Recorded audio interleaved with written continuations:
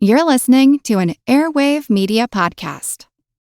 Welcome to From Beneath the Hollywood Sign. If you love old movies, Hollywood history, or the golden age of filmmaking, you've come to the right place. This is the podcast that talks about amazing stories of Tinseltown from another era and fascinating conversations with writer-producer Steve Cubine and actress-writer Nan McNamara. So, Steve, did Ava Gardner and Howard Hughes have a good relationship? Well, they did until he dislocated her jaw. What? Well, don't worry. She hit him back with an ashtray. From Beneath the Hollywood Sign is the gin joint for you. How's this? I'll ask a question. What question? Jazz question. Now you get it right. We roll. I know everything there is to know about Miles.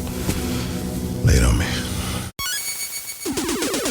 Recorded in Chicago, Illinois, with your hosts, Ken, Matt, Neil, and Jeff. This is Triviality. The cream of the crop! Hello and welcome to Triviality, the game where a lack of seriousness meets a little bit of knowledge. My name is Neil, and I will not be your host today because today is a special Lay It On Me episode. Matt is going to host the game, and the subject of today's Lay It On Me is going to be WWE. I told Matt that my specialty lies mostly within the last 2 years, as I've kind of gotten back into the groove of WWE since I was a kid. So that's probably my strong suit, but hopefully some of these questions won't be too hard, but I'm going to do my best. Matt is our resident wrestling guru. I know a decent amount. Matt knows more than me, so hopefully he can trick me a little bit. But yeah, I'm going to hand it over to Matt and see how this goes. Yeah, I felt, I probably know the most about wrestling. It goes without saying, probably in this group. It probably would be hard for you guys to write questions for me, so I thought it'd be fun to write questions for you, Neil, and just kind of see where your knowledge lies. So, are you ready to go? Lay it on me. All right. First question. What were the three faces of Foley? Three faces of Foley. Definitely Cactus Jack, Mankind, Mm-hmm. and oh shoot. You hitting the roadblock. I know I am. I know those two for sure. Roadblock is a terrible WWE pay-per-view they do every year. Oh, that's right. I didn't know that. Yeah, it is Roadblock. Yeah. I'm not a wrestling fanatic. Shoot, Cactus Jack, Mankind, and I think Dude's in the title. You're 2/3 of the way there, and then another halfway there. It's Dude Love is the final Dude one. Love, okay. Dude Love is actually the persona he used to play wrestle, like in his backyard wrestling. That was his persona, and he had pitched it to Vince McMahon, who said it was a stupid idea, and then he did it anyway, and it was one of his more popular characters. Coincidentally, Dude Huge is one of Jeff's more popular characters for when he's lifting at the gym. Dude Huge? He gets huge. Are you Dude Swole and he's Dude Huge? That's right. What a tag team. So speaking of tag teams, this former tag team, resident tag team, kind of famous 90s tag team wrestler is frequently referred to as Mr. WrestleMania. What's his name? Mr. WrestleMania.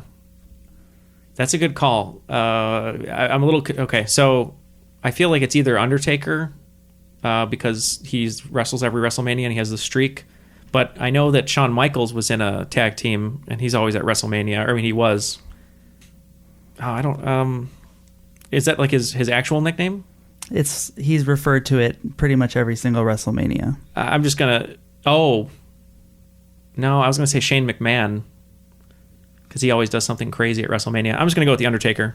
It was actually Shawn Michaels. Oh, okay. So you're right there. Undertaker was in tag teams, but usually with his brother Kane. Shawn Michaels was famously in The Rockers with Marty Jannetty. Marty Jannetty, I feel like, looks like Steve Perry from Journey. They kind of both were Steve Perry from Journey in that tag team. A lot of tassels at the time. Hawk and Animal make up what legendary tag team? Oh, okay. So Hawk and Animal, I was them for Halloween. I'll have to put this up when we post the episode as the cover art. They would be the Road Warriors. The Road Warriors is correct. What was the main event of WrestleMania 3? For some reason, my gut always tells me to go Ricky Steamboat, Macho Man, because they had such a great feud. But I believe 3 was the famous one where Hulk Hogan body slammed Andre the Giant. Yep. Hulk Hogan versus Andre the Giant. It was at the Silverdome. It set an indoor record of 90,000 people, who they claimed 90,000 people were in there. WWE's attendance figures tend to be inflated by about 15 to 20% all the time. I heard that, especially about the one at Dallas recently, where they said it was like 101,000 or something. Yeah, they were counting basically every single person in there as paid attendance. So any of the vendors, any of those people count as attendees to the event. So they play with the numbers quite a bit. How do you body slam Andre the Giant? That seems like quite the feat. Well, if you listen to Hogan tell it, he picked him up and tore all the muscles in his biceps, and then managed to still throw him down. And he was 600 pounds and 8 feet tall. So Hogan's stories are pretty amazing. I always forget about that Hogan. I always think of him as like 6'2", 6'3", but he's like 6'7". I mean, he's a big guy. Jeez. If you've seen him in Rocky 3 when he's fighting Rocky, he towers. And Sylvester Stallone's not like a big guy. No, anyway. was his name Thunderlips? Thunderlips. I'm picturing Captain America pulling the helicopter. Yeah. The iconic shot when he's trying to lift Andre the Giant off the ground. It's very similar to that. How many WrestleMania wins did The Undertaker have before having his famous streak snapped? I believe that was 21, because he was 21-1 afterwards. And who put the one in 21-1? That would be the client of, oh my God, I'm having a brain fart just because I'm saying it, of, it doesn't matter. Brock Lesnar and his Paul Heyman. You're not a Paul Heyman guy. That's a problem. No. He's who needs Paul Heyman is Roman Reigns, because he can't talk on the mic. We'll see how that goes. Yeah. Who was Brock Lesnar's WrestleMania 20 opponent, which was famously destroyed by the fans? That I believe was when he faced Goldberg, and they were both leaving the company, and everyone hated the match because it, they were both leaving, and it was kind of short. Do you remember who the referee was in that match? I want to say it was Stone Cold. It was Stone Cold, and the match ended with him giving both guys stunners and leaving to cheers because they hated the match so much. So we talked about Undertaker's record a little bit. Your record right now is 5-1. Oh, not bad. I gave you credit for the Mick Foley. Oh, thank you. Stone Cold. Man, he has to be like the most over wrestling star, at least in the last 20 years. Yeah, and he's still doing a lot of stuff with podcasts and making appearances, and his shirts are always there at the events and everything. Yeah. Which NWO member gave Goldberg his first loss in WCW? NWO. So it's either got to be Hollywood Hogan, Scott Hall, or Kevin Nash. Interesting. I'm gonna go with Big Daddy Diesel. Nash. Yeah, Big Daddy Diesel, Kevin Nash also played Super Shredder in the Ninja Turtles 2 movie. That's right. Or I enjoy him more in the Magic Mike series. The Magic Mike series. Kevin Nash, very talented guy. What was Scott Hall's WWE name? Oh, that would be Razor Ramon. Say hello to the bad guy. He was the most blatant Scarface ripoff character probably of all time. Wonderful character. He was always just so greasy. This former Hulk Hogan tag team partner was Triple H's first WrestleMania opponent. Huh. Hulk Hogan tag team partner. That might be before my time for me to remember. I'm going to have to tap. That one is the Ultimate Warrior. Ah, okay. So, coming in at 18 seconds, this opening match to WrestleMania 28 did much more for the loser than the winner. Oh, what WrestleMania? 28. 28, okay, so that was recent. Did much more for the loser than the winner. Man, I feel like I know this. I'm going to have to tap. So this was Sheamus versus Daniel Bryan. Right. This was the match where Daniel Bryan turned around to give AJ Lee a kiss, and he got bro kicked in the face by Sheamus. And the fans famously booed this match as well. And then this actually led to the yes chants, which is what kind of got Daniel Bryan over as the kind of megastar that he is. So right now you're 7-3. Okay. Who are the three members of the Shield? Oh, that would be Roman Reigns, who I talked about, who is being pushed way too hard. The other one would be Dean Ambrose, Lunatic Fringe. And one of my favorite wrestlers, probably my top three, top five, top three, is Seth Rollins. All right, that is correct. And who is credited with coming up with the idea for the Shield? That'd be another one favorite of mine, Chicago's own CM Punk. What does CM stand for? Well, I know that's been debated. I've heard Chicago made. I've also heard originally when he was on the Indies, it was Chick Magnet Punk. Yeah, both of those are correct. Is the Shield also involving Michael Chiklis at all? He comes from time to time, and he hides the steroids. Okay. Oh, this is actually a reference to Agents of S.H.I.E.L.D. Oh, so much S.H.I.E.L.D. How did John Cena first introduce his Doctor of Thugonomics character? Oh, that's a good question. I mean, I'm guessing he rapped. Mm-hmm. How did he introduce it? I don't know, rap video?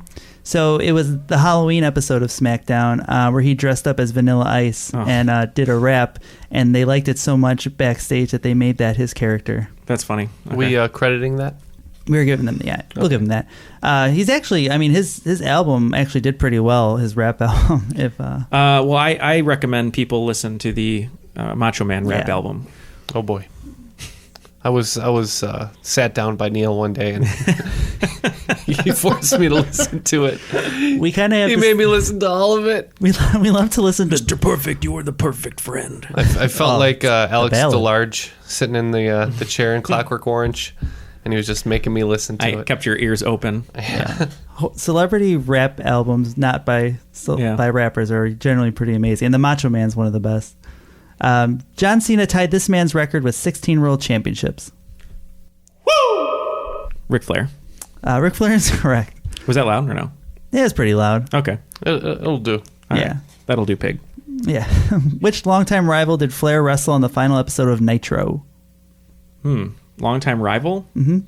WCW legend. Was a surfer.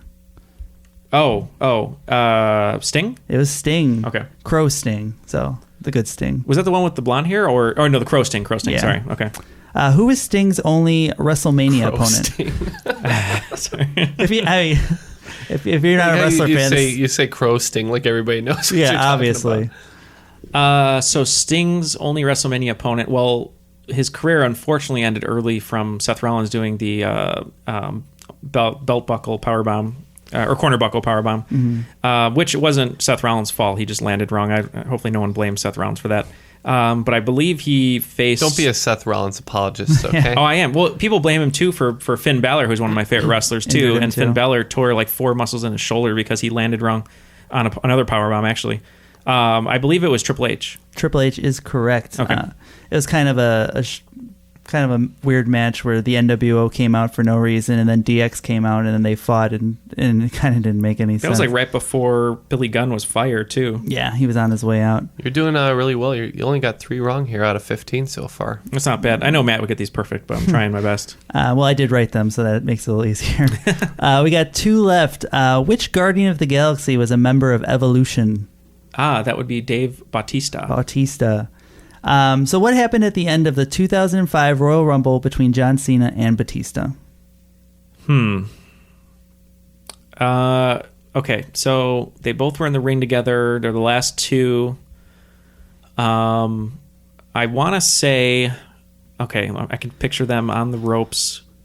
Cena goes over, but he's like pulling Dave. I'm not quite sure what you're looking for. I'm going to say that they both landed at the same time, but Batista was supposed to win that one. Yeah. So they were both eliminated at the same time. They were both holding onto the ropes. Batista was supposed to hold onto the ropes, but he let go, and they both fell at the same time, and nobody knew what to do. Did Vince McMahon come out? So this is when Vince McMahon comes running down, demanding that they restart the match. When he tries to get in the ring, he tears both of his quads. So he's laying in the corner shouting to start the match. Batista just picks up Cena and then throws him out of the ring, and then the match is over. Wait, to clarify, did he really tear his No, he literally tore both his quads, and he's laying in the corner. He wasn't putting it on? He's an old man. He was about 55, 60 at the time. One of my favorite things was from this last WrestleMania that just aired, which I believe was in Orlando. And the runway or the ramp to the ring, I think, was like 60 yards. So long. Yeah. And so Cena ran the whole thing, which was great, but you could tell how out of breath he was because he was sprinting. But if you looked at the footage online that they didn't show, all the wrestlers that were too big and couldn't walk that far, they put them on a go-kart. There's and they a little rolled them go-kart, there. yeah. So they come out 5 feet, they do their like menacing look, and then they jump on a go-kart and get driven the rest of the way. Yeah, it's hard to be intimidating. Being driven on the back of a golf cart. You got to work on your cardio all the time. Yeah. So Neil, you did pretty well. What was the final tally? Looks like out of 17 questions, you just missed 3. There you go. That's not bad. So, I mean, you weren't feeling too confident, but you did pretty well. No, I think, those were good questions. I'm sure if there were more old-fashioned WWE questions, I wouldn't know as much, but I know there's actually a lot of our own listeners that are pretty big wrestling fans too, so maybe we'll have to do another one where you can do super hard questions. Yeah, and if you guys have any wrestling-related questions you want to get in, maybe as a question 5, just send us an email over at trivialitypodcast@gmail.com. Put question 5 in the headline, probably direct them at me, and then, we'll get them on the show. Anything else you want to add, Neil? No, so I just wanted to call out one of our listeners because they actually want to be on the show as a tag team, big wrestling fans, but the one that I would like to call out, maybe he should come on and do a Laid on Me, is Vivek, who on Twitter is A Big Thing Badly. I know you're a huge wrestling fan, so you'll have to come up and face Matt's wrath. And I don't know. Hopefully you do better than I did. So. He's a former Jeopardy contestant, correct? He is a former Jeopardy contestant, yep. He's a very hard competitor, and I've heard him on other podcasts. A little intimidating. He's very intimidating. So, Vivek, put on your tights and oil yourself up and call Matt up, and we'll do a Laid on Me. All right. And then, so as always, just subscribe to our podcast on iTunes, Stitcher, or anywhere you find podcasts. Hit us up on Twitter @TrivialityPod, and we'll see you next time. Thanks.